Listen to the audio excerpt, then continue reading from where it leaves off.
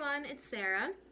Today you'll be joining me for another museum coffee break, and I have a very special mug to show you.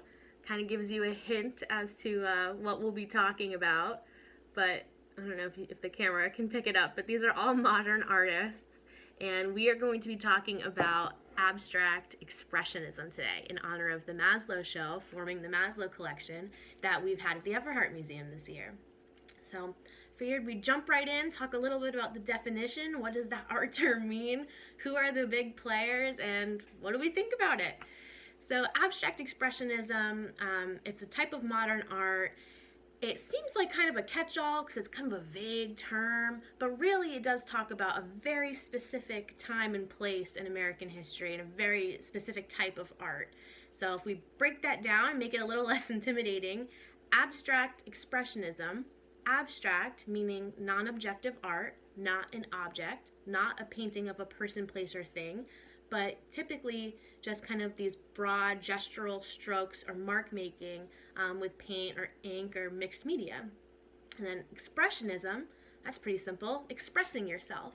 So abstract expressionist painters and artists, something that was very important to them was they felt that art should come from the unconscious mind. So art should be a lot more about feeling and mood than necessarily painting what you see, which is kind of a big jump from what was happening 100 years earlier, right? So abstract expressionism began particularly in New York City in the 1940s and 1950s, and that's because it was right after World War II. So some of the biggest players that were painting at this time are pretty household names at this point: Jackson Pollock, Mark Rothko, Willem de Kooning, Franz Kline, Helen Frankenthaler, Frank Stella. These are pretty big abstract painters, pretty big names.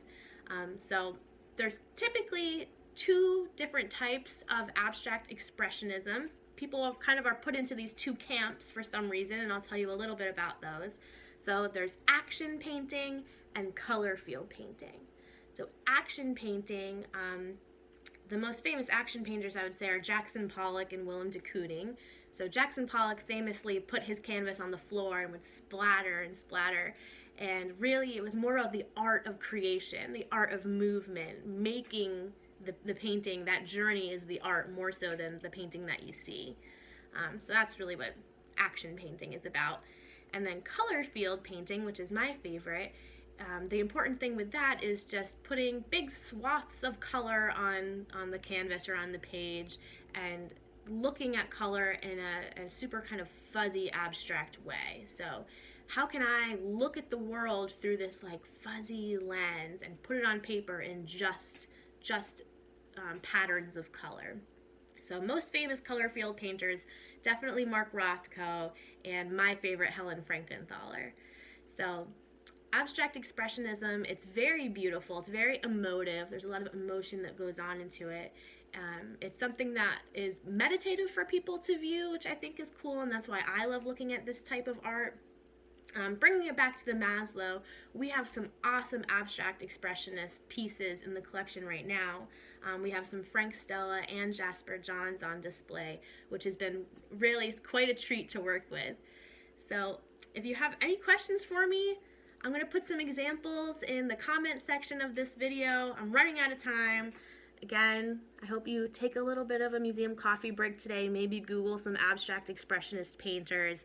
Look up Helen Frankenthaler. She's a pretty cool woman.